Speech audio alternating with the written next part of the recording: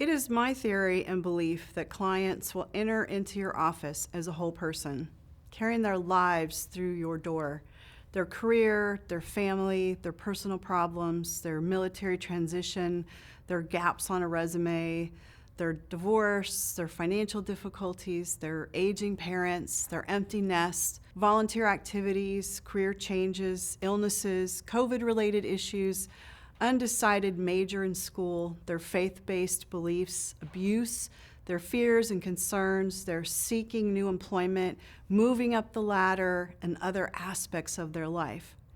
Career coaching affects clients' business and lifestyle decisions, which in turn affects their career choices, health, finances, spirituality, family, and quality of life. Their careers are only a part of who they are and what defines them. And certainly, now that we are post-pandemic and we have experienced the effects of the COVID-19 pandemic and how that has affected careers and life, we are now facing the issues of a global economy, rising interest rates, skyrocketing home prices, 17 to 25% increase in groceries depending upon where you live. Cars, increase the price of gas. Oh my gosh, even my storage unit increased by 24% one day just because they could. And then they added an additional $5 fee just because they could. There are wars and war-torn areas in our world. The news is challenging to watch some days, and all of these things affect how we work, sleep, manage our finances, and manage our families and our relationships. Do you ever have your clients ask you, what is a career coach? You know, they just say, I need a resume because if someone says they need a resume, there's a reason, there's a purpose for that resume. They got laid off, they were promoted, they're dissatisfied with their current employer or current boss. If they have a purpose in mind, they must also have some goals or a need to create some goals to attain their purpose in needing that resume. All this affects everything that is going on in our lives. So over the years, I've collected snippets of stories from people who have been job searching, and I just want to share a few with you. It seems like the stories kind of blend over the years, and there's always a similar background or a similar situation in all the stories that I hear. There's always a Diane's whole person theory reason why they need that resume. Here's one. I'm 47, a former senior executive, and I'm not sure what I want to do.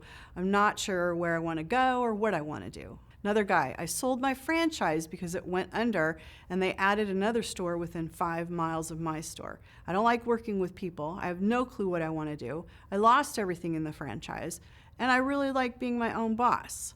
So, you know, there's some background things in here because he invested a lot of money into it and he lost a lot of money. So when I start reading between the lines, I find out that he's not a very good business person, okay? And he was doing daily stock trades and he was losing a lot of money. So there's some really serious issues there, but I recognized right away that he didn't have any business sense. So he was depressed, he was unsure about his future goals and career path, and he had no clue how to look for a job or create a new career. So here's another story. I have a great background in IT, but I want to work in crisis management. This will be a major career change. We have some very new goals to set for this individual and to accomplish this career change as we set a new career path for him. Another story, I left the workplace for 3.5 years to care for my mother and I cannot find a job anywhere. My resume is posted on 20 sites and I never even get a call. What am I doing wrong? Some of my clients complain that after preparing their resume and their application after application after application, they get ghosted. And it's really tiring for them to look for a job. It takes energy. There can be hundreds or even thousands of applicants sometimes for one job opening. Well, let me put some new light to these questions. I found an interesting job on the internet, downloaded the application, rearranged and cleaned up the application and filled in the information. I then attached my cover letter and resume, and then I was contacted by a recruiter. And he liked the way that I redid my application. So I went for the interview, which I thought went well. And then I was told I would be contacted back about the position. Well, it's been a couple weeks and I've heard nothing. How long should I wait? I was told the position was going to be filled by the end of the month. Why don't companies have enough courtesy to even send a letter or call or text or something? They expect me, the client, to go to all the work to complete the application and meet the requirements. They can't even write back. How long should I wait before I contact them to find out if the position is filled?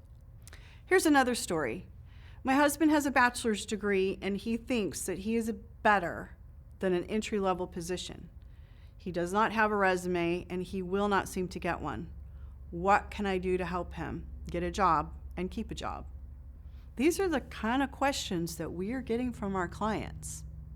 Here's another one. I completed a master's degree in counseling and therapy. My husband moved and left his job so I could finish my education. Now that I work in this field, I really don't like it. I don't like working with people, and I'm afraid to tell my husband or my mother who helped me pay for the tuition, please help, I picked the wrong career field. What should I do now? These are very difficult career transitions that I've been talking about. These are scenarios that will require the full range of career coaching to coach the client to explore options, make decisions, and readjust their career trajectories. So, one time I was coaching a gentleman and his wife was with him at my office. He had retired from the military and he was seeking his encore career. Well, the wife wanted him out of the house. He's retired now and he's around all the time and the house was her domain. He was a pilot in the military and he was very accustomed to having a navigator providing him with information all the time. So he said, when he was with his wife, like driving somewhere with a map, she wasn't navigating for him. She wasn't telling him, where to go. He was anticipating that. So I suggested, just be kind of a joke because they were arguing, I suggested they just get little plaques, co-vice presidents, and put it in the house. I'm definitely not a counselor, but I'm providing relationship counseling advice at this point in time. Well, it worked. They got the nameplates, the plaques in the house. They put one on the kitchen and, one by the front door for him, and it worked really well. So there is a power in a positive mindset. You can choose to be happy or not. You can choose to smile or not. You can choose to be the best career coach possible or not. And so sometimes we have to manage interesting stories and scenarios that come up. Career coaching affects job seekers and clients' businesses and lifestyle decision, which in turn influences their career choices, health, finances, spirituality, family, and quality of life. Each client will need to determine for himself what is important in his life and career: work, family, leisure, sleep, or other. Each person must weigh the pros and cons between the quality of life and the perfect career position that brings career satisfaction as well as a commensurate salary.